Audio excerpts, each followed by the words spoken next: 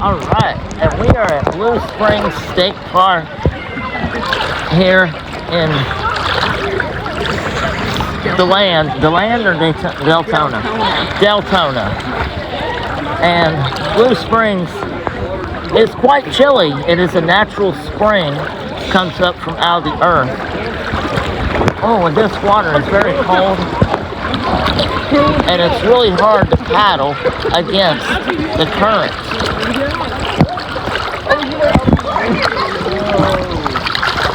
And so, right now we're trying to go the other way.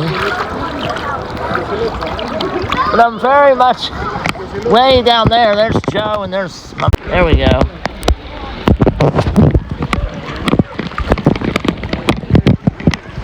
This is so not working. Oh my goodness, be careful. And so I'm just like, wow. He's got his everything in that little thing. Uh-huh. It's just like that. Yeah. Alright, let's try to turn this thing around. Go backstroke here. Hold on. Alright. There we go.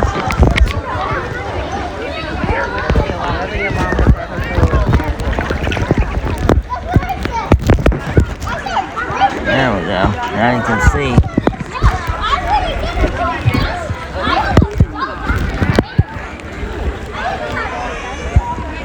Floating down the river.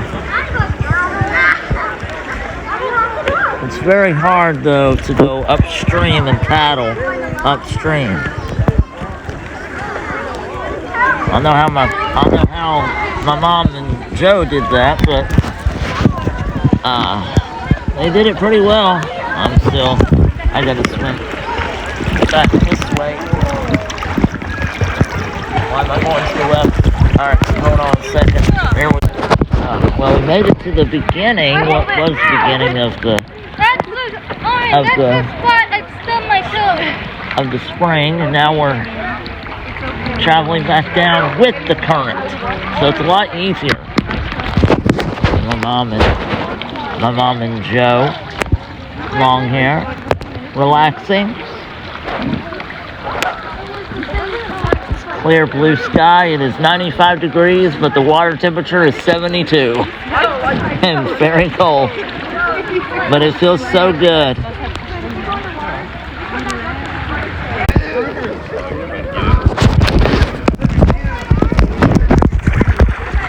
Oh, the car just...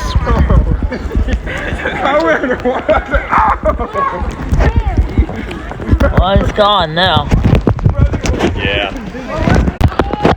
Alright. Alright, there we go. Oh. Yeah, relaxing. And,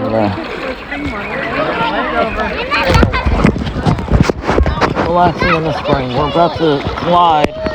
I was going to say, which way are you going? Which way are we going? This way? You got more control on the ground. There you go. There we go. And my mom behind me. Yeah, Joe to my left. Making our way back to the station here shortly. Alright, so that was fun. The Blue Springs just floating down the river. Definitely very chilly, but it was worth it because it is really hot outside. So the water made me feel good. It was refreshing. But now it's time to pack it up and head back home and then jump in the pool. Alright, so a water moccasin right there. It's a snake. It is poisonous. So I'm glad that it did not come out in the mainland where we were floating. That is a water moccasin type of snake. Alright, so before we head back to the house, this is the house that we're about to go into is called the Thursby house. Thursby house, it was in 1872, was built, 1872. This is the house back in 1910. And this was the early years of Blue Spring, where Lewis Thursby arrived in 1856. Lewis and his family are first white settlers to make permanent home at Blue Spring. During the early years, the steamboat was their only link to outside world. The boats landed at Enterprise on Lake Monroe, bringing the U.S. mail and supplies for the few scattered families in the area. And then also where finally the fine prospect at the end of the Civil War, 1865, signaled a return to everyday life on the river. Families reunited and steamship service was resumed. The ensuring growth of St. John's region could be seen in the changes at Blue Spring, and by the early 1870s, the Thursbys had a steamboat landing, a fine grove of citrus trees, and a large house overlooking the river. As you can see, there's the house. This is the Thursby house that was built in 1872, and you can actually walk through. It is a walk-through attraction here on the here at the state park of Blue Spring. And so with the Thursby house and its what do you call it? Architecture, and of course it was originally built in 1872. The Thursbys had a steamboat Enterprise that ran through, that actually is on the Blue Springs River, the main river that goes through. And they had a steamboat that was built later on that was their only mode of transportation. They didn't have a car, and they didn't have a train, and there wasn't a train track around here. It was all based on steamboats, and their only mode of transportation to get from their house, the Thursbys, to the outside world, or to, if they needed to go anywhere, or for relaxation, transportation, they would use their steamboat to travel to where they needed to go. Alright, so now we're inside the home, and to go forward in 1856, Lewis Thursby left Brooklyn, New York with his wife, Mary Ann, and their daughter, Mary Alice, arrived at Blue Spring by steamboat. The Thursbys purchased a 133-acre and 3-room log cabin for $400. Wow, $400. Very cheap for today. For several years, the family lived in a small cabin and in a more rustic cabin they built during the construction of the house. Then in 1872, the house was constructed of Georgia yellow pine and roofed with hand-split cypress shingles on each floor. 4 rooms opened into a central breezeway. That's what we're standing in right here. This is what's called a breezeway. And on each floor, 4 rooms opened into a central breezeway.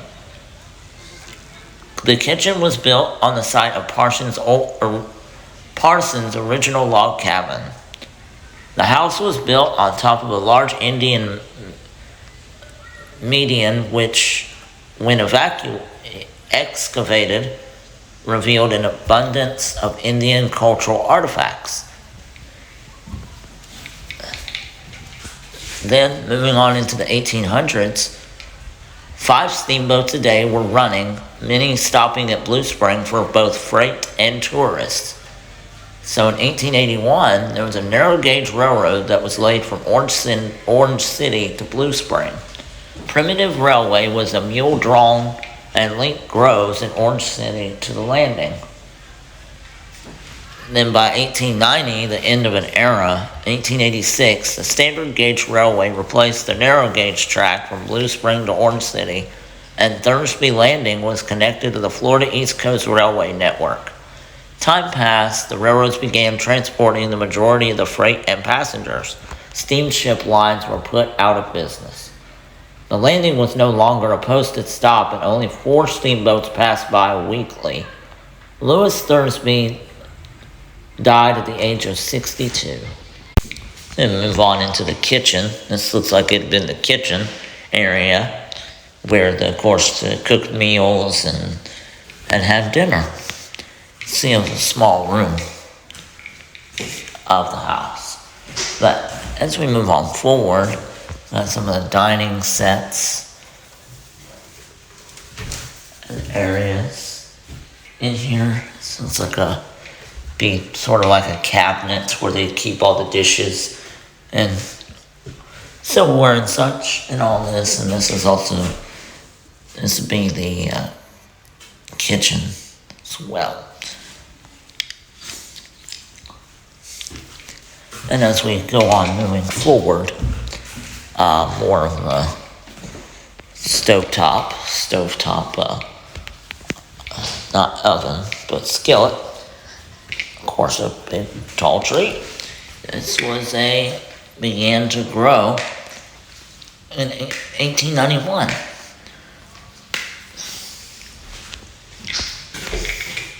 Their first settler. Alright, so the new house is constructed by yellow pine from Savannah, roofed with hand-split cypress. Shingles on each floor of the room open the central breezeway. The kitchen was built on site of Parsons' original log cabin, detached main house as protection from a fire. Early 1900s, the kitchen was built onto the house. A front porch provided comfortable relaxation with a swing, hammock, and rockers. Also a storage area for fishing gear, collected objects like large alligator skulls, turtle shells, and shark's teeth. This is like a blueprint or an outline of the house. Thursby house on the first floor. The house was built on top of the Tumacan Indian Median in 1870. And archaeologist Jeffrey Wyman received help from the Thursby family in locating many mounds here, revealing an abundance of Indian cultural artifacts. Clarence Moore conducted archaeological surveys in the 1890s.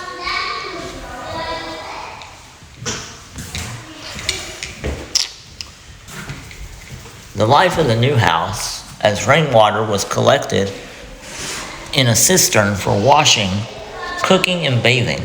Spring water used for drinking, but not water from the main boil. It was too sulfurous. The Thursbys would row a small skiff up the run to a small side spring and return with glass jugs filled with fresh drinking water. Originally, kerosene lamps and candles provided the lighting inside the Thursby's house. But at turn of century, carbon gas came into use. Calcium carbon pellets set in water produced alkaline combustible gas, which piped from an outbuilding into conduits leading to gas lights in the house. The Thursbys burned logs for heating and cooking. Potbelly stoves heated the house, and an iron cook stove heated the kitchen. Sawn railroad ties eventually replaced the cut and split logs. The family hauled the old ties home when the railroads installed replacements, and natural air conditioning kept the house cool. Thursby's designed the house with tall windows and shutters to moderate temperature extremes in the summer, and the porches were an important feature for relaxation and working on domestic projects. Just like the waterway that they were talking about with the transportation, as well as shading the rooms from the direct sunlight. And the Blue Springs boil, which we saw while we were floating downstream.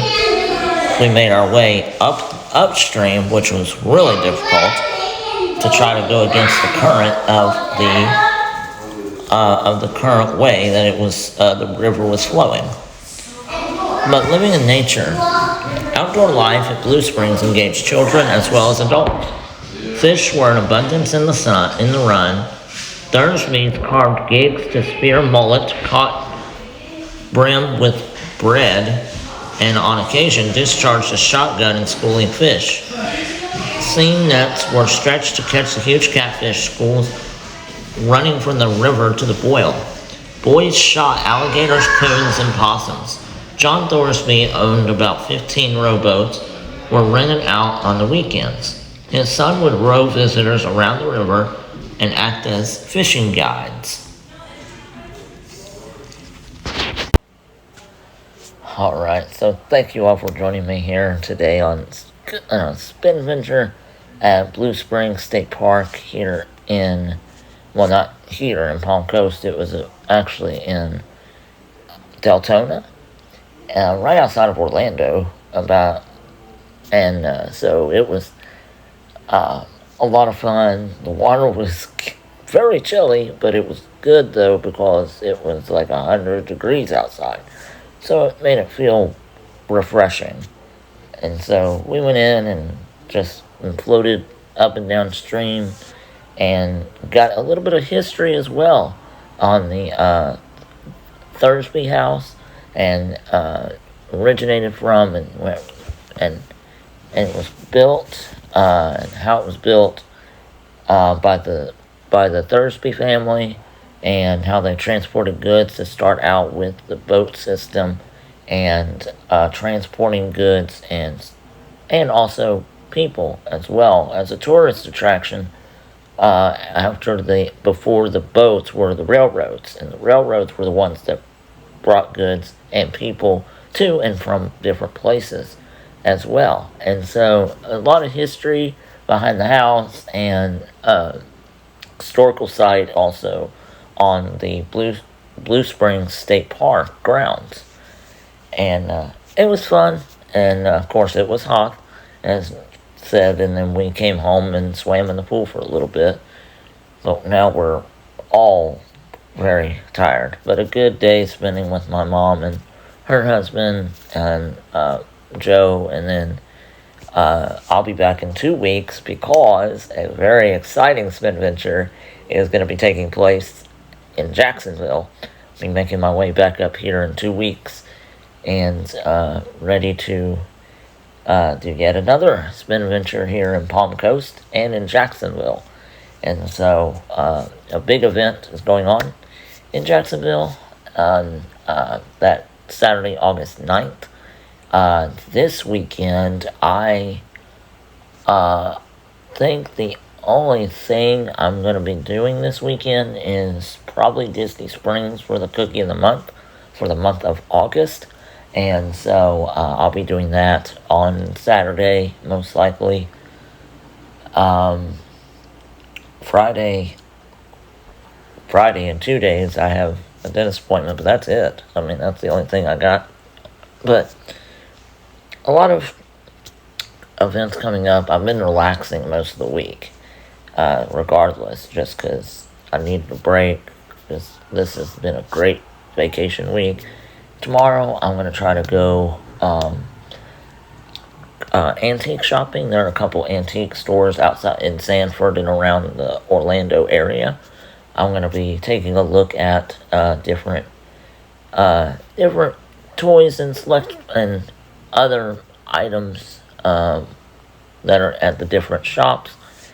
And that's about it for this week. And then, of course, like I said, Saturday, I'm probably going to go to Disney Springs for the Cookie of the Month. And then, Friday night, I'm actually going to the a baseball game, going to see the Bradenton Marauders play for the first time this year, because they are having a promotional event called Party with Marty. And Marty is the Bradenton Marauders mascot, and he's inviting all of his mascot friends to the ballpark. And so I'm a huge fan of mascots, and I love watching them. They're very entertaining to watch, and they're very funny. So I'm going to that game on that's August 1st. Yes, August 1st. That will be on Friday night. And so I'm going to that as well. So Friday night baseball game, Saturday Disney Springs, and that's it. That'll cover the weekend. And then I work next week for a few days, and then we're off on hopefully off next Friday. I'm hoping we're off next Friday. Then I'll probably just come here on Friday, and that way I'm already here and I've got all my stuff. So I'm gonna do that, and yeah, so that's the upcoming events. Thank you so much for joining me on this Spin Adventure. Be sure to subscribe to Spin Adventures, drop a like video, comment down below any state parks or historical sites you've been to around the state of Florida area. And also, don't forget to, comments. Also leave a comment down below of any state park or any attraction that you enjoy in the state of Florida or anywhere in the country. And looking forward to seeing you all on the next Spin Adventure.